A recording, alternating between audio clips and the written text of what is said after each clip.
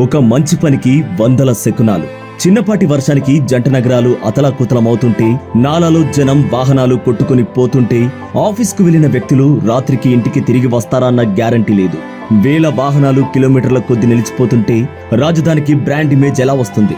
వర్షంలో మా ఇల్లు మునిగినా ప్రభుత్వం పట్టించుకోలేదు అన్న ప్రజల శాపనార్థాలు కొన్ని ఏళ్లుగా అలవాటుగా మారింది. పాలకులు మారుతున్నా రాజధాని నగరానికి శాశ్వత పరిష్కారం చూపించలేకపోయారు. గతంలో కేసీఆర్ మాటలతో సరిపెట్టారు. ఇప్పుడు రేవంత్ రెడ్డి చేస్తున్న సాహసానికి అందరూ జేకొట్టాలి కానీ శాపనార్థాలు పెడుతున్నారు. రేవంత్ రెడ్డి గారు చేస్తున్నది తన వ్యక్తిగత ప్రయోజనాల కోసం కాదు, రాష్ట్ర భవిష్యత్తు, భావితరాల భవిష్యత్తు కోసం. గతంలో ఎన్నోసార్లు జంట నగరాలకు వరదలు వస్తే ఎన్నో ఇబ్బందులు పడ్డారు కానీ ఎలాంటి ఆర్థిక సహాయం అందలేదు.